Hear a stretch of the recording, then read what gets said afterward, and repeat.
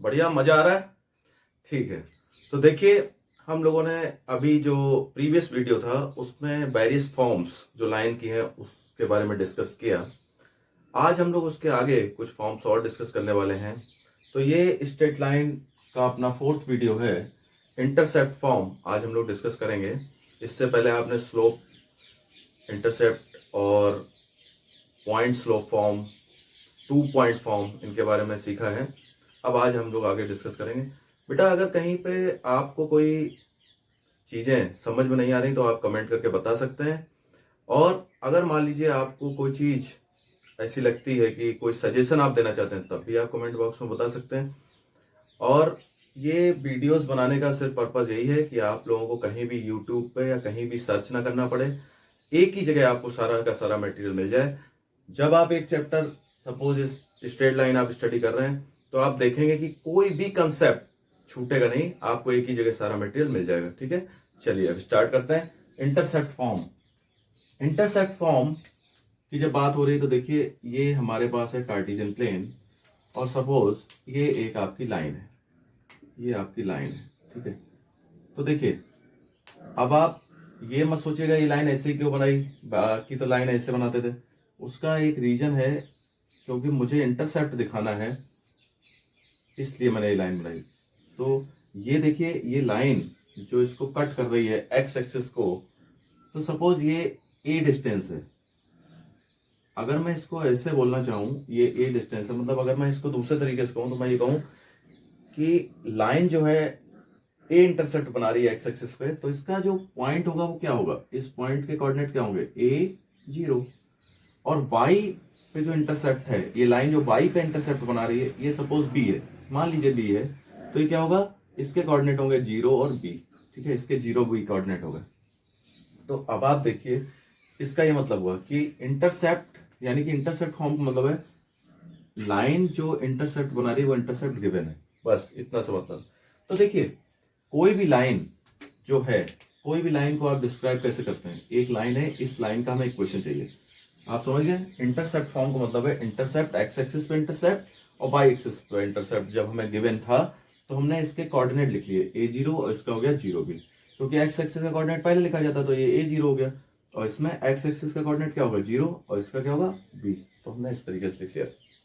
अब देखिए, पहले जो हमने डिस्कस किया था वो क्या था, 2 पॉइंट फॉर्म हमने डिस्कस की थी। तो 2 पॉइंट फॉर्म क्या थी वो आप देखिए। 2 पॉइंट फॉर्म के बारे में जब हम बात करते हैं तो ये 2 पॉइंट फॉर्म ये थी, y minus y one is equal to y two minus y one upon x2 minus x1 और x माइनस x1। ये थी हमारी 2 पॉइंट फॉर्म।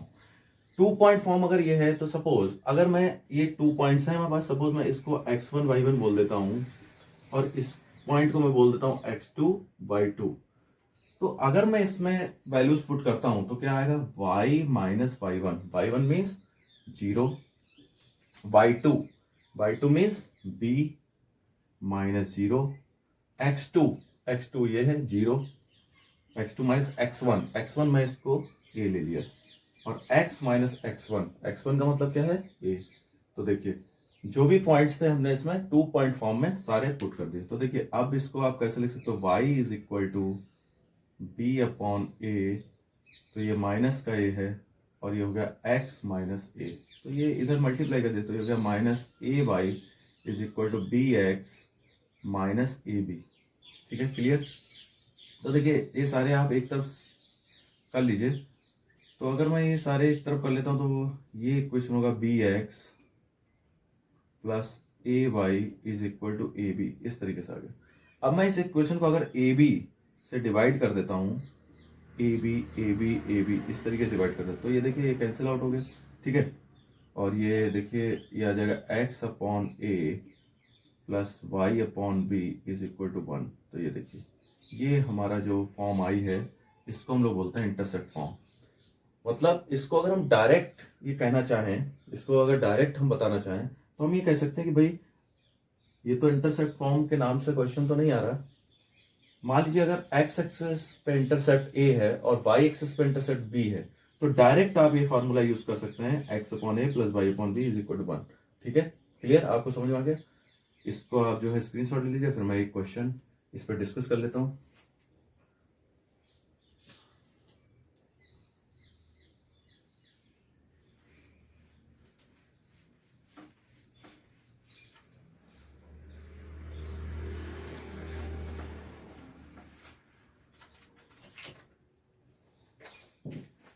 देखिए क्वेश्चन हमारे पास है, ये क्वेश्चन है find the equation,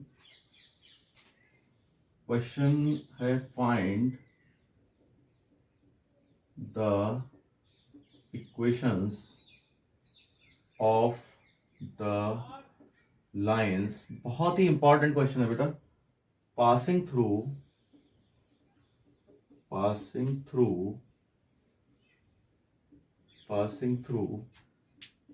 to two such that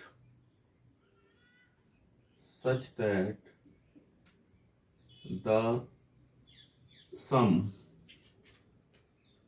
of their intercepts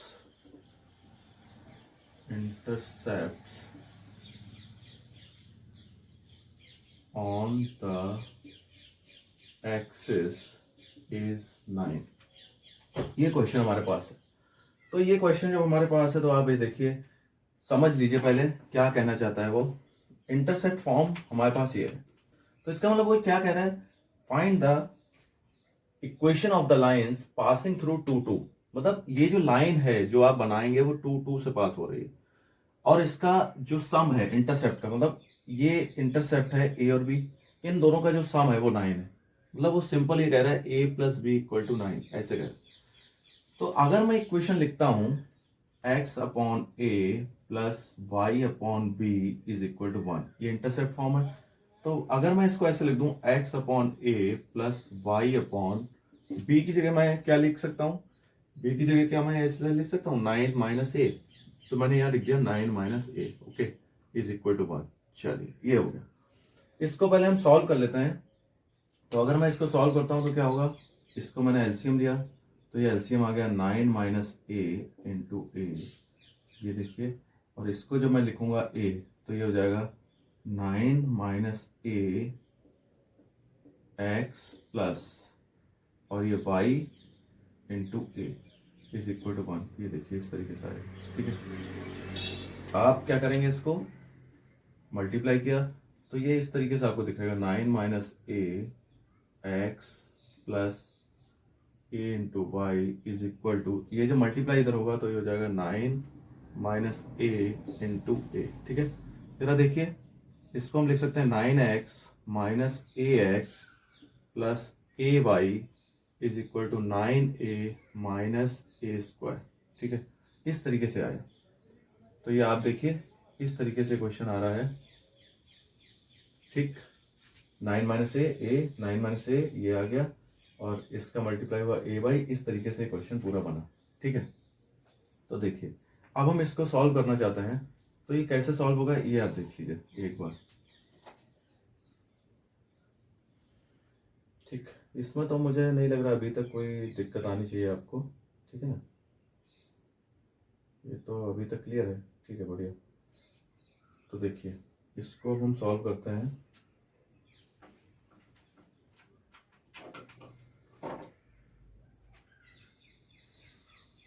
अब देखिए ये जो लाइन है वो टू टू से पास हो रही है, टू टू से पास हो रही है। तो अगर हम सॉल्व करना चाहते हैं तो यहाँ टू टू इधर ही रख लेते हैं, क्योंकि पास हो रही है तो इक्वेशन अगर टू टू से पास हो रही है, मान लीजिए ये इस तरीके से जैसे कार्टेशियन प्लेन है और ये लाइन है, तो इस लाइन पे कहीं पॉइंट है टू टू, तो ये जो है इसको सेटिस्फाई तो करेगा ना। तो आप ये करिए, जहां एक्स और वाई आया वहां टू और टू पुट कर दीजिए, आप पुट कर दीजिए। चलिए तो ये देखिए ये आ गया 9 into two minus a into two plus a into two, ऐसे लिख दीजिए, is equal to 9a minus a square, ठीक। तो देखिए ये आपका आ गया 18 माइनस 2 है और प्लस 2 है, इन दोनों को आप कैंसिल कर दीजिए। आप सारा इधर कैंसिल करके इधर ले आइए, 9a और ये हो गया plus a square is equal to 0। मतलब अगर मैं इसको ऐसे लिख दूं तो आपको ऐसे लिखेगा a square minus 9a plus 18 is equal to 0, ठीक है।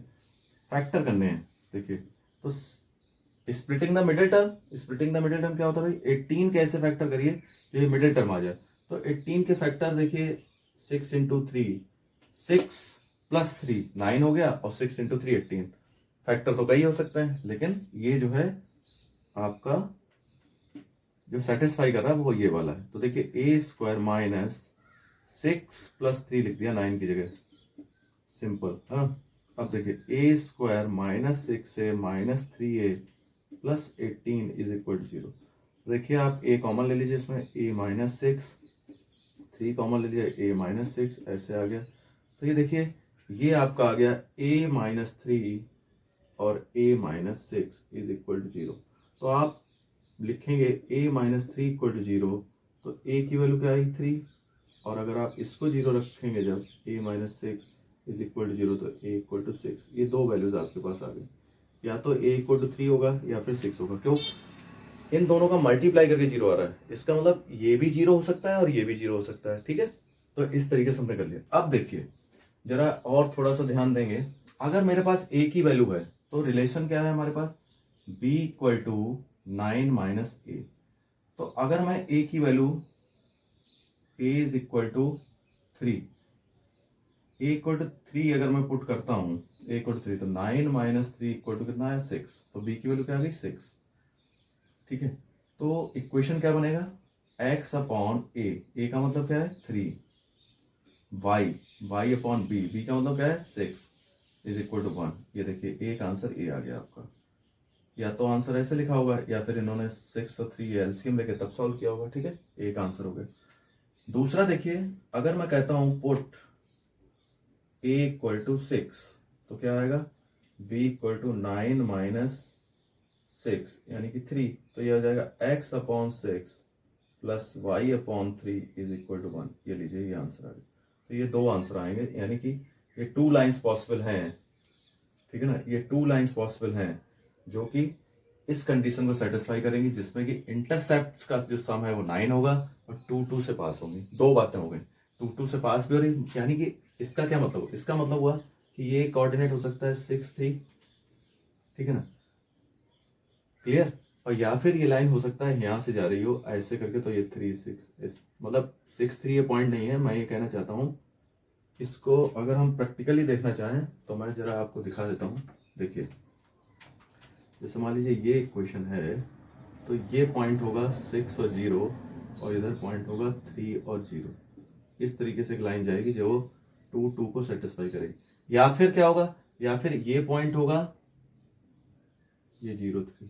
ठीक है, और या फिर क्या होगा, ये पॉइंट आपका होगा 3 0, और इधर क्या पॉइंट होगा 0 6। क्लियर, आपको समझ में आ गया बात। और 2 को सेटिस्फाई करें, मतलब दो लाइन इस तरीके से बन सकती है, मतलब ऐसे और ये ऐसे, इस तरीके से दो लाइन पॉसिबल है इस कंडीशन के लिए। ठीक है, आई होप आपको समझ में आ गया होगा। ठीक है, तो इसको आप जल्दी नोट डाउन कर लीजिए।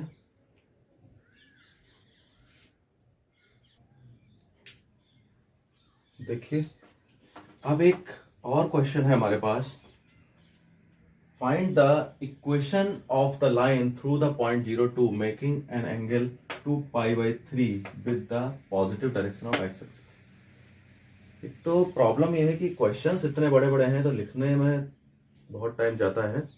देखिए, find the equation of the line through the point 02 making an angle 2π/3 with the positive direction of x axis. Find the equation, तो ये तो सिंपल, इसका मतलब इसमें दो क्वेश्चंस हैं। एक क्वेश्चन तो ये खत्म हो गया यहाँ तक, तो देखिए यहाँ तक एक क्वेश्चन कंप्लीट हो गया।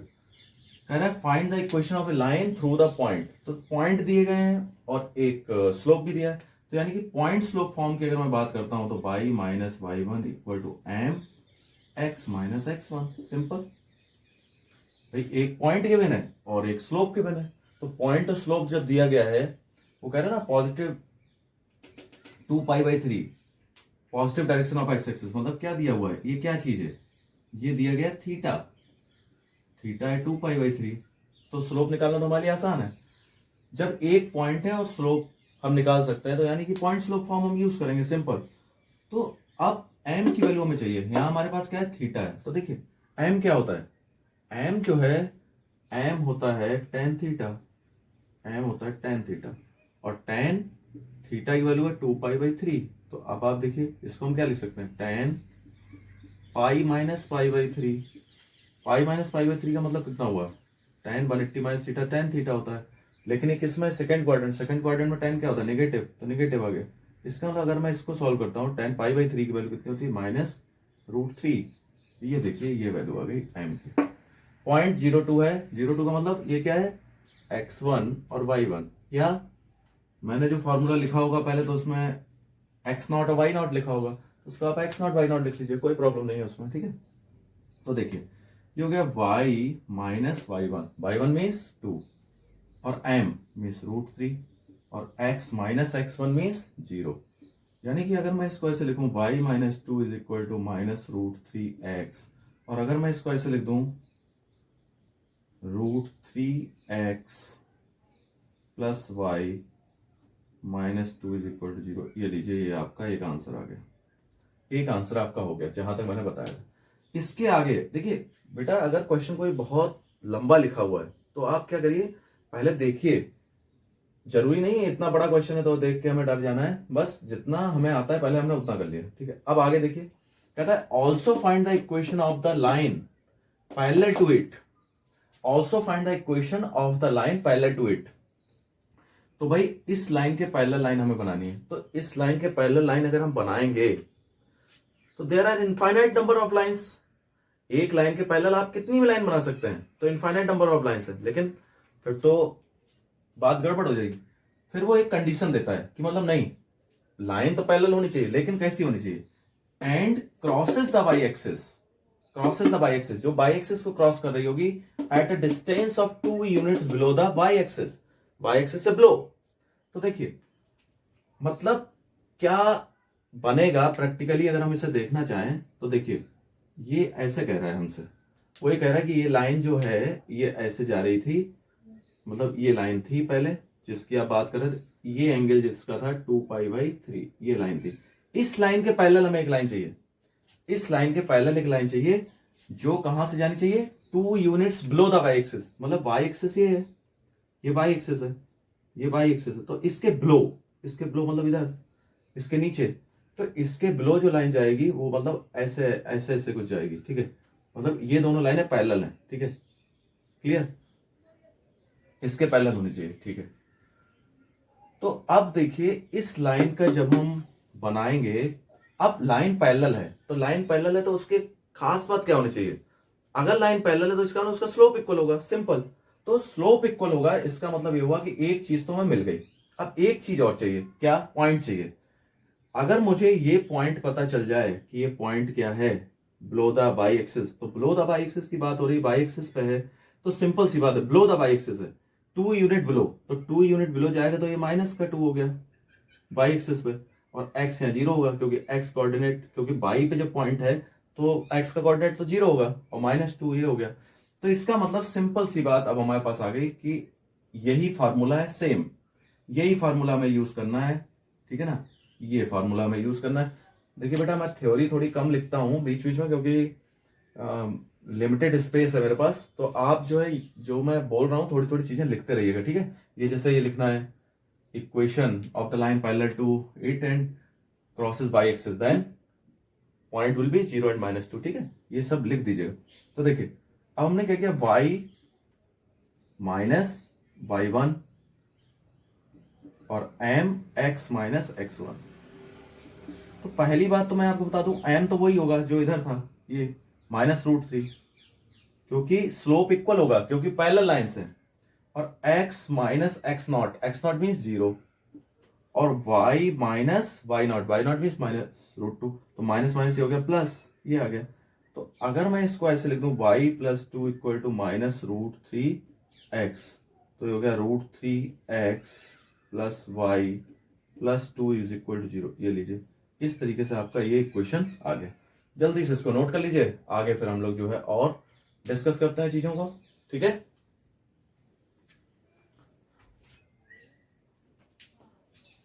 अब देखिए, अब एक फॉर्म है जो कि बहुत ही इंपॉर्टेंट फॉर्म है, एग्जाम में इससे क्वेश्चन जनरली पूछा जाता है, वो है नॉर्मल फॉर्म। नॉर्मल फॉर्म क्या है, ये सारी फॉर्म जितनी आपने पढ़ी उससे थोड़ी सी अलग है, क्योंकि देखिए मैं बताता हूं आपको, नॉर्मल फॉर्म में क्या होता है, सपोज ये लाइन है हमारे पास, ये तो एक्सिस हमने बना दिया, ये लाइन है, ये लाइन है, तो इसमें हमारे पास इस लाइन का ये एल है, सपोज ये एल है, इसका इक्वेशन आपको चाहिए, इस लाइन का इक्वेशन जो आपको चाहिए, तो ये देखिए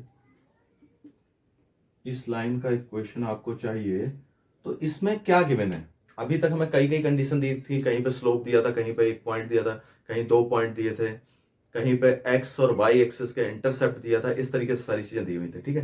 लेकिन अब क्या दिया हुआ है? अब वो ये कहता है हमारे पास जो जानकारी है उसके हिसाब से क्या है कि ये परपेंडिकुलर डिस्टेंस दी गई है, ये जो परपेंडिकुलर डिस्टेंस है इसको मैं पी बोल रहा हूं, ये परपेंडिकुलर डिस्टेंस गिवन है from the origin, perpendicular distance from the origin, मतलब ये लेंथ ऑफ परपेंडिकुलर डिस्टेंस ये गिवन है, जो कि हम पी बोला है, length of perpendicular distance from the origin, ये गिवन है, एक चीज गिवन है।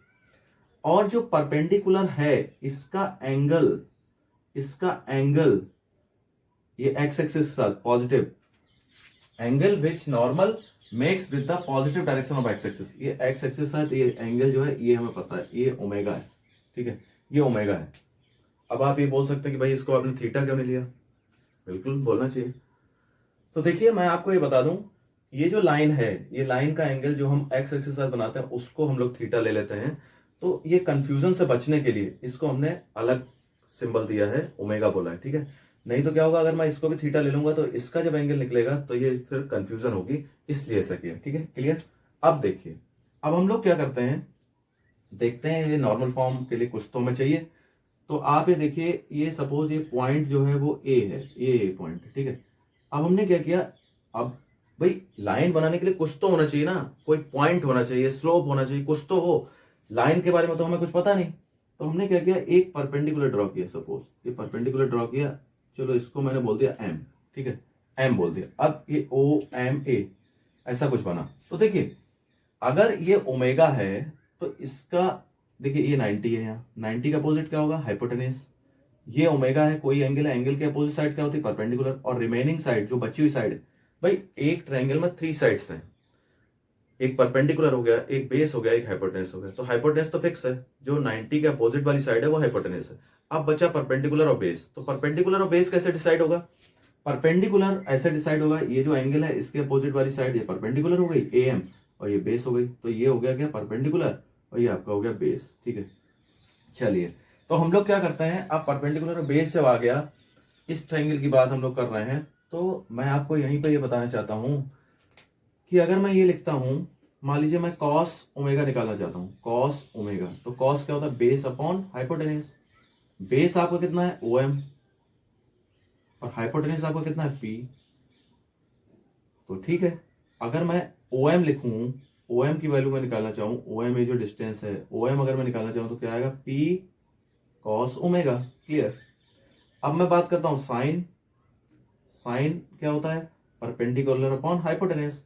परपेंडिकुलर क्या है भाई, a m upon hypotenuse p. तो ये कितना आ जाएगा, अगर मैं ए एम की वैल्यू निकालूं तो ए एम इक्वल हो जाएगा पी साइन ओमेगा। इसकी जरूरत क्या थी वो मैं अभी आपको बता देता हूं। देखिए यानी कि ये जो डिस्टेंस है ओ एम, ये ओ एम जो डिस्टेंस है वो क्या है, पी कॉस ओमेगा। और ये जो डिस्टेंस आप देख रहे हैं, ये वाली ये जो डिस्टेंस आप देख रहे हैं वो क्या है, पी साइन ओमेगा। तो अगर मैं ए के कोऑर्डिनेट लिखना चाहता हूं तो मैं क्या लिखूंगा, एक्स एक्सिस का डिस्टेंस, एक्स एक्सिस का डिस्टेंस लिखूंगा ना, उसके बाद वाई लिखूंगा। कोऑर्डिनेट कैसे आएगा, इस पॉइंट के अगर मैं कोऑर्डिनेट लिखना चाहता हूं तो एक्स की डिस्टेंस पहले लिखूंगा, तो ये लिखूंगा पी कॉस ओमेगा, और ये जो हाइट है वो कितनी है, पी साइन ओमेगा। अब देखिए सारी चीजें आपके पास आ गई, सारी तो नहीं आई, सिर्फ अभी पॉइंट आया। और या तो 2 पॉइंट होने चाहिए या फिर स्लोप, 2 पॉइंट हो या फिर 1 पॉइंट और 1 स्लोप होना चाहिए। अब स्लोप का प्रॉब्लम है, स्लोप का प्रॉब्लम अब हम सॉल्व करते हैं। तो देखिए अगर ये एंगल ओमेगा है तो इसका मतलब जो एओ है, एओ का स्लोप क्या है, जो लाइन एओ है, स्लोप स्लोप ऑफ लाइन ये ओ ए, इसका अगर मैं स्लोप की बात करता हूं एम इक्वल टू, तो मैं क्या लिखूंगा, टेन ओमेगा लिखूंगा। आपको कोई दिक्कत नहीं, क्योंकि एंगल जो होता है, एंगल का जो टेन होता है वही उसका जो है स्लोप होता है, स्लोप टेन थीटा। तो ये टेन ओमेगा हो गया इस लाइन का स्लोप। अब अगर मैं इस लाइन का स्लोप लिखना चाहूं जो हमारी रिक्वायर्ड लाइन है एल का, ठीक है ना, तो slope of line, slope of line L, L का स्लोप मैं लिखना चाहता हूं। तो एल का स्लोप अगर मैं लिखना चाहता हूं तो आप ये देखिए, ये वाली लाइन जो है ओ ए जो लाइन है वो परपेंडिकुलर है किसके, एल के। ओ ए लाइन जो है, ये जो ओ ए है ये इसके परपेंडिकुलर है, तो गिवन था ना, पहले से कंडीशन में गिवन था, ये दोनों परपेंडिकुलर है। अब ये दोनों जब एक दूसरे के परपेंडिकुलर है, इसका मतलब क्या होगा, परपेंडिकुलर की क्या कंडीशन थी कि इसका स्लोप दूसरे का स्लोप दोनों का मल्टीप्लाई करेंगे तो -1 आएगा।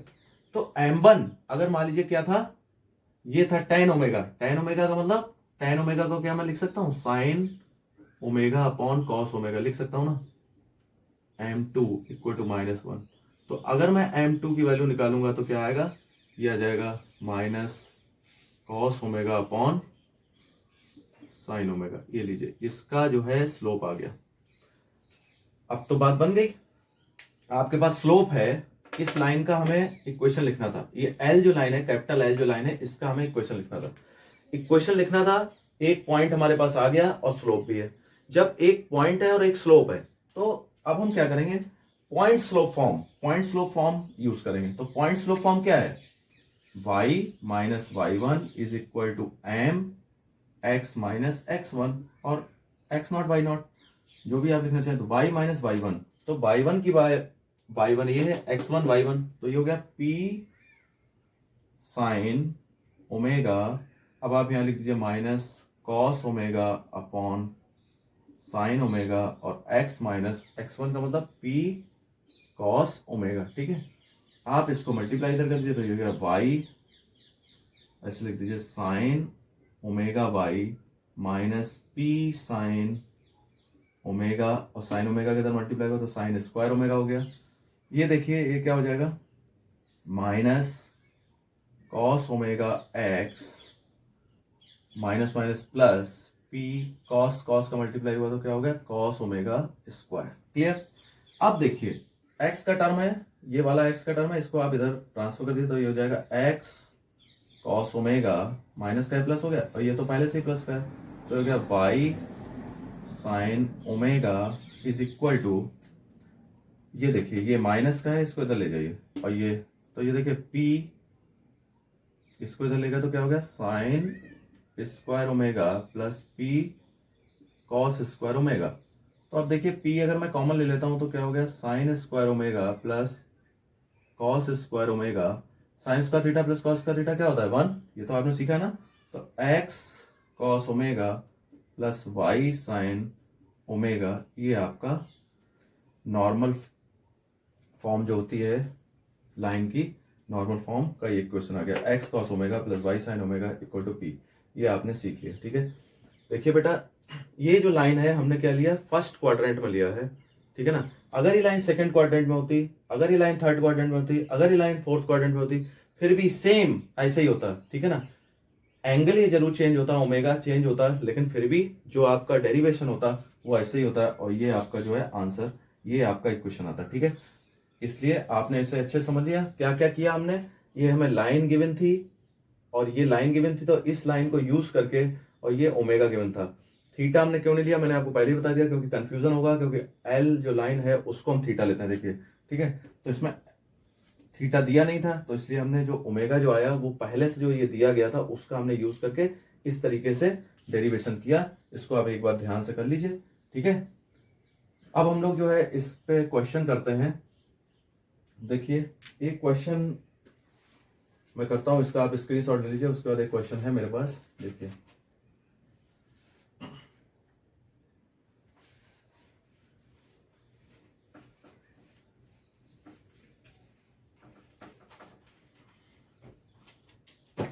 क्वेश्चन है, find the equation of a line.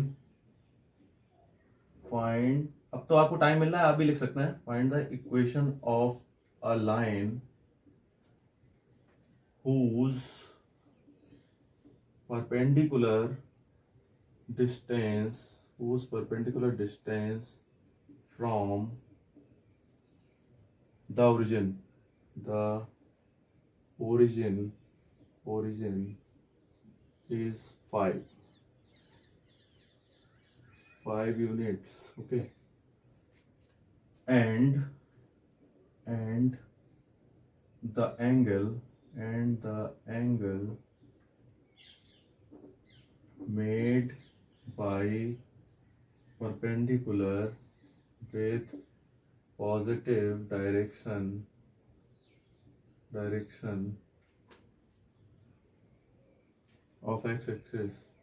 of x axis is 30 degree. ये लीजिए, तो देखिए क्या करना है हमें, सिंपल सा है, find the equation of a line whose perpendicular distance. ये मैंने थोड़े शॉर्टकट मार दिए, ये जो सिंबल है परपेंडिकुलर का है, ठीक है ना, ये पॉजिटिव यहाँ लिखा था तो उसको मैंने पॉजिटिव ऐसे लिख दिया।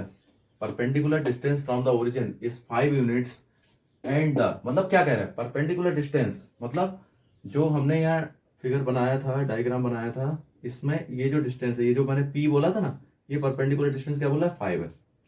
और बोल रहा है the angle made by perpendicular with positive direction of x axis 30, यानी कि ये जो ओमेगा है, ये जो ओमेगा अभी बन रहा था, इसको इसने क्या कहा, 30 डिग्री बोलते हैं, ठीक है, सिंपल। तो इसका मतलब हुआ कि ये वाला फॉर्मूला हमारे काम आना चाहिए, यानी कि नॉर्मल फॉर्म जो है a cos omega plus y sign omega is equal to p. बच्चों मैं आपको एक बात बता दूं, कभी भी नॉर्मल फॉर्म का क्वेश्चन आएगा आपको कोई कंफ्यूजन नहीं होगा, क्योंकि हमेशा बाकी सारी फॉर्म में जो स्लोप दिया जाता है वो लाइन का दिया जाता है, उसका इक्वेशन पूछा जाता है। इसमें जो स्लोप दिया गया है वो किसका दिया है, जो नॉर्मल है उसका स्लोप दिया गया है। क्लियर, ये डिफरेंस है। तो x cos 30 डिग्री, ओमेगा की 30 है ना, तो और y sin 30 degree is equal to p की जगह क्या आ गया, 5, ठीक है। तो x cos 30 कितना होता है भाई, √3/2 plus y sin 30 1/2 is equal to 5।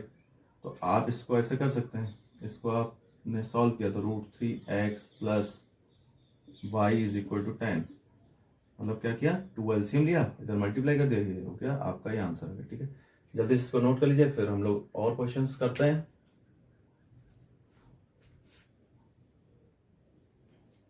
देखिए बेटा, अब एक क्वेश्चन है हमारे पास, बहुत इंपॉर्टेंट क्वेश्चन है ये।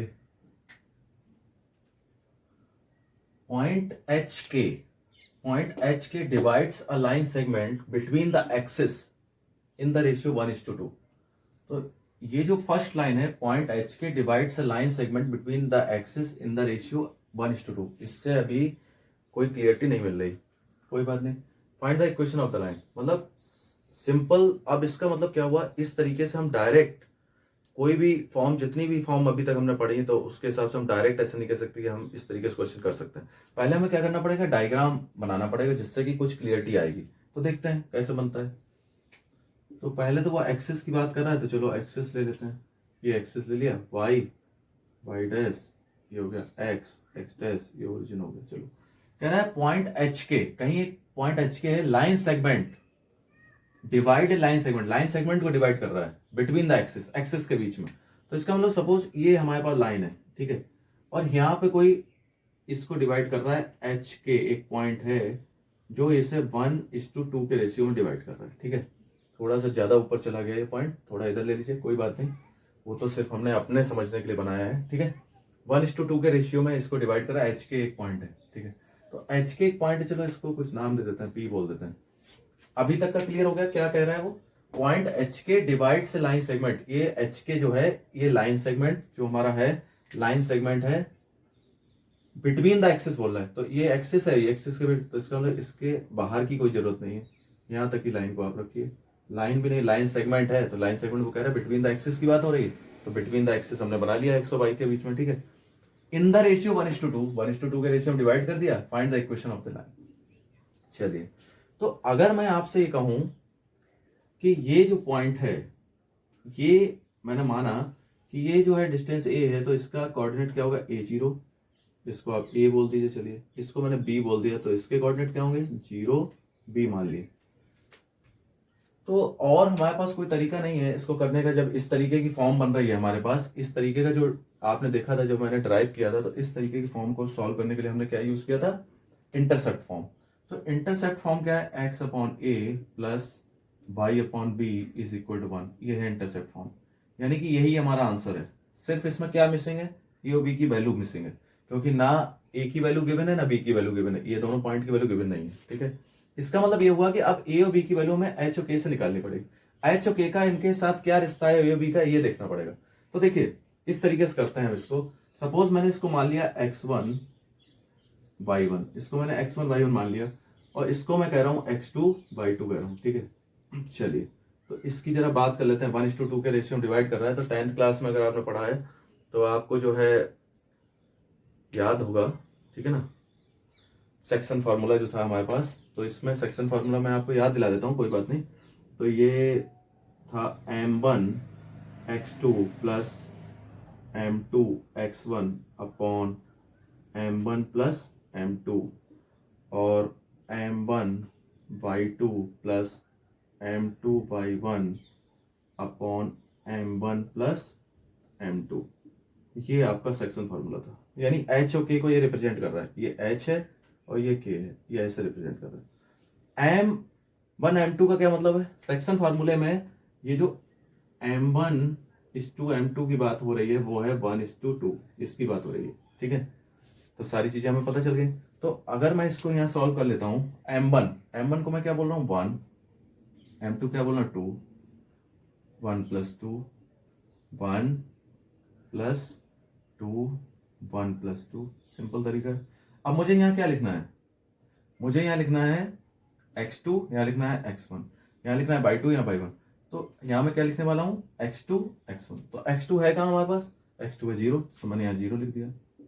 और x1 क्या है? x1 मेरे पास है a, तो मैंने यहाँ a लिख दिया, ठीक है। अब इसकी बात आ रही, तो यहाँ क्या लिखूंगा मैं? y2 y1।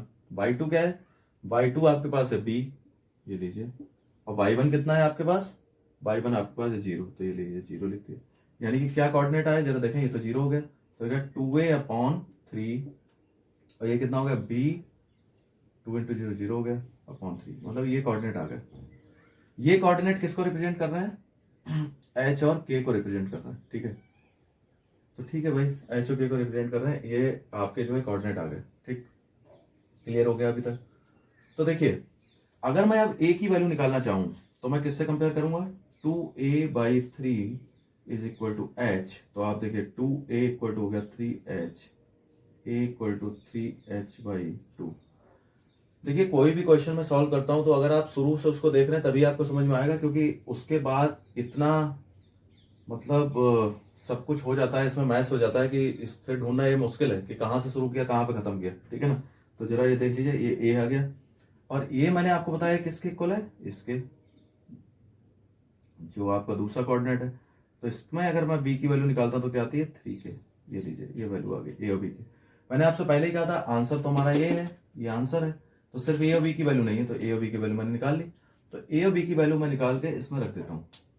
तो देखिए क्या आया, x/a, a का मतलब 3h/2 ऐसे, और y/b की वैल्यू कितना है? 3k = 1। ये लीजिए साहब, आ गया। इसको थोड़ा सा और सॉल्व कर लीजिए। इसी को मैं क्या करता हूँ, यहाँ सॉल्व कर लेता हूँ, ठीक है, जिससे कि आपको थोड़ा सा अच्छा लगेगा। 2x/3h, और ये हो गया y/3k = 1, ऐसे लिख दिया। तो इसको अगर मैं एलसीएम लेके सॉल्व करूँ तो कैसा लगेगा? 3hk आ गया। तो आप देखिए 3h तो गया, k बचा, तो 2xk प्लस 3k चला गया तो h बचा, तो y × h = 1, ये आ गया। तो ये देखिए, ये आ गया 2kx प्लस, ठीक है ना। ये देखिए, इसको आप ऐसे लिख दीजिए h × y = 3hk। ये आपका जो है आंसर बनेगा, ठीक है। यहाँ हमने सिर्फ सिंप्लीफाई किया है, आपको समझ में आ गया, क्योंकि उसमें जो चीज गिवन थी उसके अकॉर्डिंग तो आपको करना पड़ेगा। तो बच्चों, कोई भी क्वेश्चन हो पहले अच्छे से उसका कंसेप्ट को समझने की कोशिश कीजिए, जो आपने पढ़ा है उसके अकॉर्डिंग उसको लिंक करने की कोशिश कीजिए।